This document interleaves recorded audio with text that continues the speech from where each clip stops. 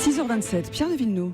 Aujourd'hui dans l'histoire, bonjour Franck Ferrand et bonne année. Bonne année à tous les deux et bonne année à tous nos chers auditeurs. Bonne année 2016 d'ailleurs. Eh oui, alors pour moi c'est bonne année 1515 si vous voulez bien.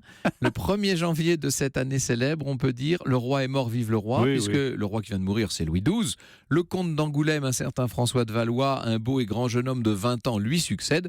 Il est mieux connu sous le nom de François Ier. On en a beaucoup parlé dans l'année passée. Mais alors quel est son lien de parenté avec Louis XII? C'est son cousin éloigné, il n'était pas destiné à être roi, mais Louis XII n'a pas réussi à donner un héritier à la France, et par élimination, c'est finalement le cousin, François, qui devient donc roi ce 1er janvier 1515.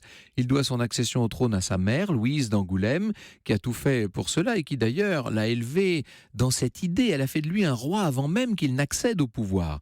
Au passage, avec son avènement, la dynastie change de branche, ce seront désormais les Valois Angoulême, donc du sang neuf, et l'accueil est enthousiaste. Du reste, il commence bien son règne, François Ier, puisque 1515, comme vous le savez... La bataille de Marignan. Évidemment.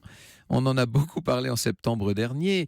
François Ier est resté dans l'imaginaire collectif comme le vainqueur de Marignan, comme le beau roi chevalier, courageux, stratège. On le pense aussi protecteur des arts, père des lettres, symbole de la Renaissance avec Léonard de Vinci, etc.